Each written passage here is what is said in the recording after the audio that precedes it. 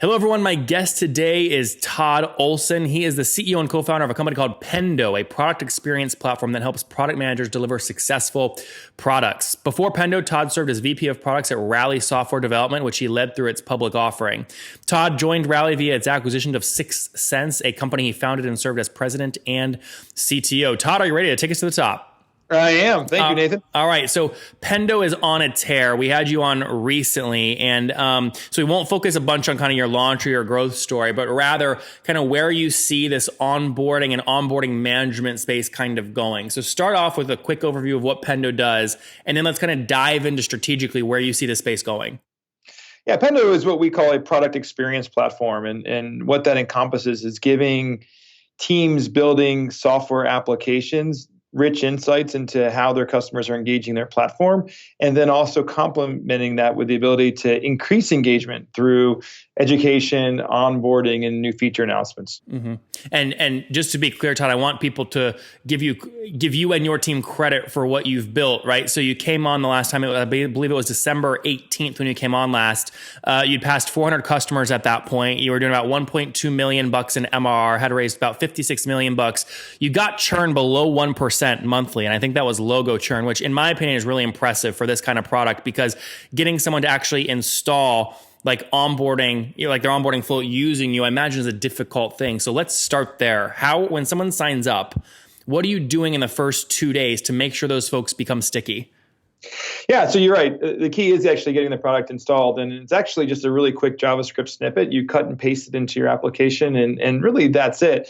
Now, for larger customers, bigger enterprises, now we do things like making sure we get tied into their Salesforce instance and things like that, because we find we integrate into other third-party products that we are much stickier long term.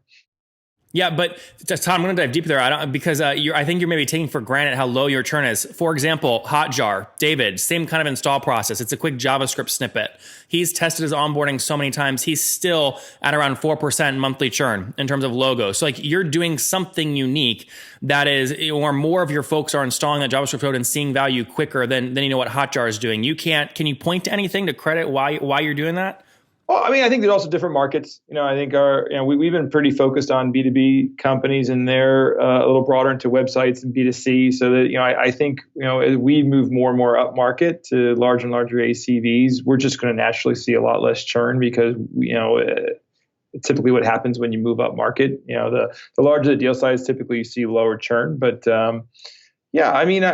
we invest a lot in our customer success team. We have a pretty reasonable ratio of customer success to sales. So we take customer success; it's part of our core values, and we measure CSAT, NPS. What's CSAT, Todd? Weekly customer satisfaction rating of interactions with support. So we carry a 98, 99% CSAT. We've gone.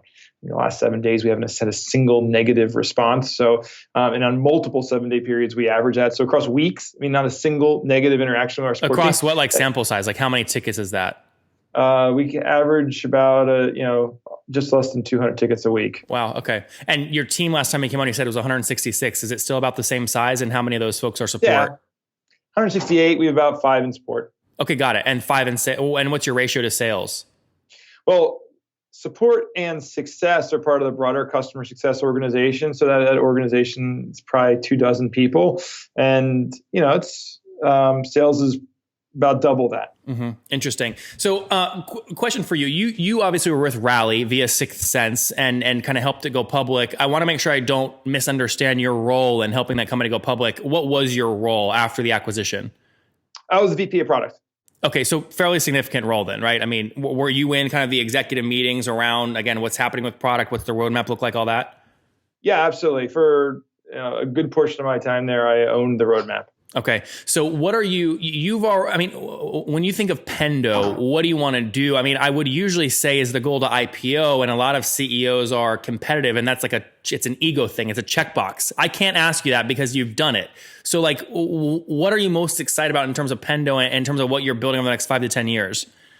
Well, that wasn't a company that I founded. So, we did get acquired in. So, there is, I wouldn't give myself full credit for that checkbox, personally. So, I was part of an amazing team there, and I played my role.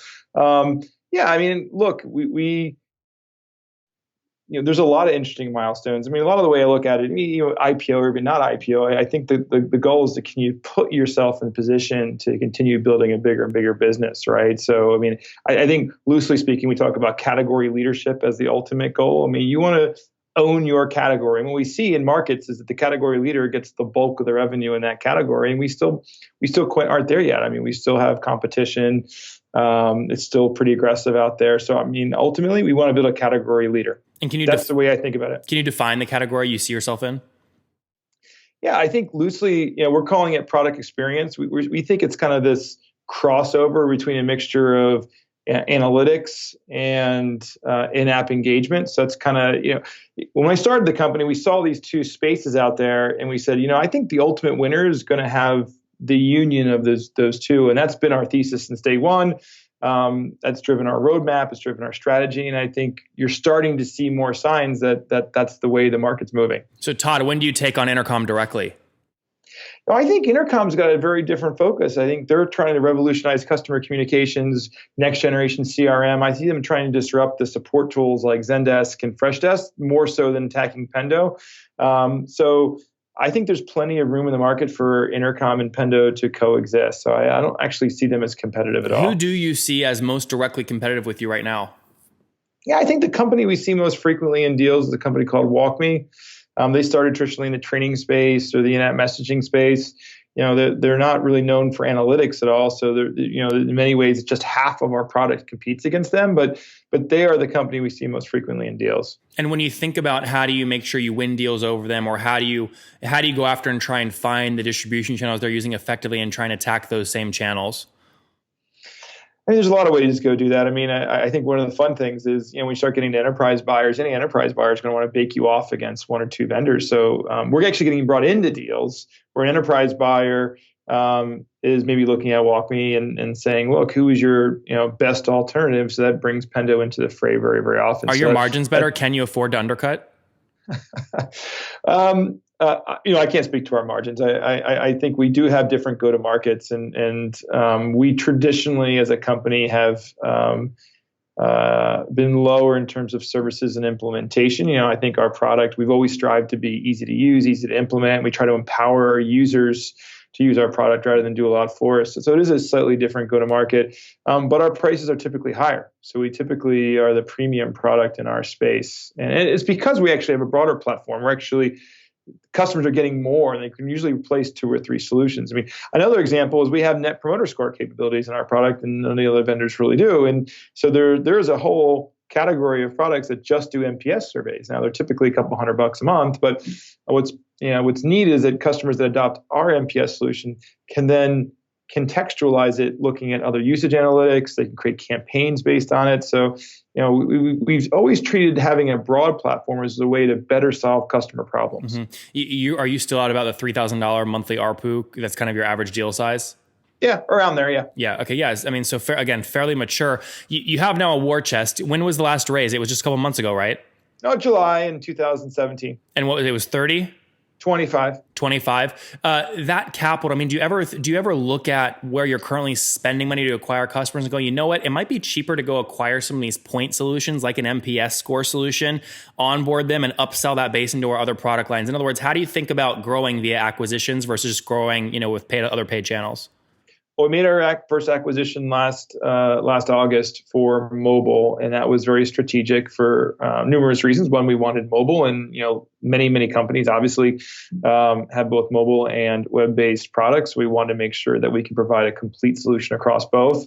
But we also wanted to flex that muscle and build skills around it. So part of doing an acquisition isn't just the acquisition itself, but understanding how, as a business, we can do that. So it's gone very well from an integration perspective. We're pleased with the results. I mean, what does that mean, Todd? Can you paint a different picture there? When you say it's going well, I mean, you look at the pro forma you put together in the acquisition, and you say, oh, you know what? It's actually panned out about 80%. You usually only get 20%. You look at it from a number of different factors. One, are customers adopting a joint solution? The answer is yes. So we actually have seen good customer uptake of our solution post-acquisition. We're looking at the culture in the office. The cultures align, and the answer is yes. We actually just flew the entire Israel team to Raleigh last week for our annual kickoff event, and people. Are you in Raleigh? I'm in Raleigh. Its headquarters is in Raleigh. The team is in Israel. So we flew the entire Israeli office here as a way to help build the culture. And it was a great success from the feedback that I've seen. So culture is a big aspect. Products. I mean, the products are coming together. I think we're starting to unify the architectures and starting to think about the world not in terms of mobile or web. What's a combined solution look like? And I think that's really, really powerful. So yeah, no, I think it's been very successful, and I've been fortunate in my career to be part of many acquisitions, and this is probably one of the most successful I've seen personally in my career. So yeah, when I look at the market, we will absolutely grow more through acquisition, and we look at I wouldn't say quite every week I look at a different company, but as things come inbound, I mean, we are very aggressive. We'll get on the phone with pretty much anyone that's interested, because I think one, it's good discipline. I think it's good discipline for myself and my business development team to be looking at deals regularly to see what's out there and understand what our opportunities are. But we also do some proactive. If there's companies I like, we are very proactive. I'll call the founder. I'll sit down with them. I mean, a lot of these things, there's a courtship. I mean, you got to, of course, date before you get married, right? So spending time with each other. Well, that's Todd, that's how you're supposed to do it, right? Not everyone does it, but that's how you're supposed to do it. That is how you're supposed to do it. You're right. So we don't know obviously what the acquisition price is, and maybe I'm going to hope that maybe since you haven't revealed that, I can learn something else from you. I mean, can you share what multiple did you pay on that? Was it like aggressive? I can't share any. I mean, look, it was. I think all parties involved were happy, and I think we've put in a good part of the proceeds was for the employees themselves to make sure we had really high retention. And the reality at the end of the day, when you're acquiring companies, or certainly at that scale, like 20, 30 people. Is that what they were? 20, 30? Yeah, 30 people is when we acquired them. So and when you say, Todd, sorry, I don't mean to keep putting you off, but when you said retain employees, I mean, typically what that means is there's some form of earn out over X amount of years, so you can make sure you build that mobile muscle into Pendo and not just lose them all. Correct. So yeah, a big part of it was making sure that they're heavily, they're compensated to stay. And so yeah, it's all built into the deal. And the other big aspect to it, not just from a compensation and cash component or even stock component, it's just making sure you give them interesting work. So we actually have already started cross-training people on our core products. So we have core engineers now in Israel, and that's a key way to just keep people engaged. So. Yep. Last question here before we wrap up. People might not understand what you mean when you say mobile capabilities for something like Pendo. Can you give us a use case, a customer paying you and they're using the mobile solution as well? Yeah, I got to think about which one they have approval for logos, but so I can't think of one this second. But let's do an example of one. Let me make one up. So who knows if they're your customer or not? But let's say a company like DocuSign, right? They're having troubles when someone downloads the app from the App Store on the mobile device, getting people to sign their first document. How does your tech play into that? Yeah, so it's actually really, really interesting. So before, Pendo was only looking at your web-based assets. So when I get a DocuSign via my email and I'm at my desk and I click it and I go through the web interface, maybe I get confused or maybe I use certain aspects of it. And now I tend to DocuSign a lot via mobile. So by having coverage on mobile and web, DocuSign could look and see where do most of my people engaged. What do they use mobile for that they don't use web for? What do they use web for they don't use mobile for? So you can actually optimize the experience across both. Maybe there's some more advanced capabilities that are only in the web-based interface that I didn't know that. And they mean they want to message me in their mobile. When I come into mobile and go to click the buttons, I want to say, hey, we noticed you typically use this. Try this on our web-based interface when you get down to your desk. So it's this ability to look across the entire customer journey within your products and better optimize the experience. Because what we're seeing is people now consume software with more than two devices. You're with a mobile phone, they're on your desk, maybe it's your iPad. So making sure they know who uses what when, and then can get you using the which interface for the right use case is really how we see our vision, and we think it's really, really exciting. Do you break 30 million in ARR this year by the end of this year? That puts you. That puts you. I mean, it's aggressive, but I mean that would put you doubling from your 14 today. I no comment is the official answer, but we'll see how it goes. We're actually very bullish on this year. We have a lot of good things, and we couldn't be more excited. Guys, there you have it from Todd. Todd, let's wrap up here with the famous five. Number one, what's the last book you read? I'm reading Turn the Ship Around. It's by a Navy Submarine commander. It's awesome. Number 2 who is your favorite big thinker in Raleigh to get dinner, lunch, or coffee with? Oh, in Raleigh. I'll go with Jess Lipsome. He's a former CEO of ShareFile. ShareFile. Yep. And Citrix. Yeah. Yep. Number 3, besides your own, what's your favorite online tool for building the business? Slack. Number 4, how many hours of sleep are you getting every night? 6. 6. Okay. And situation, married, single, you have kids? Married with kids. Okay. And how old are you, Todd?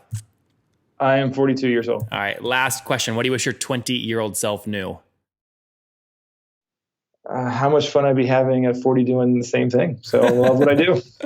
There you go, from Todd. Loving what he's doing at 40. Just wishes he knew earlier that it would always be fun. He's having a blast. Company's growing fast, over 400 customers, over 14 million in ARR. Again, helping folks with their mobile, or obviously started desktop and online onboarding, but now obviously mobile with the acquisition back in August. That Israeli integration and that muscle of mobile is now really built in, and they're seeing great uptake from their historical customer base using the new products, hoping to drive additional growth, obviously this year, on a good track right now. Todd, thank you for taking us to the top. Thanks, Nathan. Appreciate it.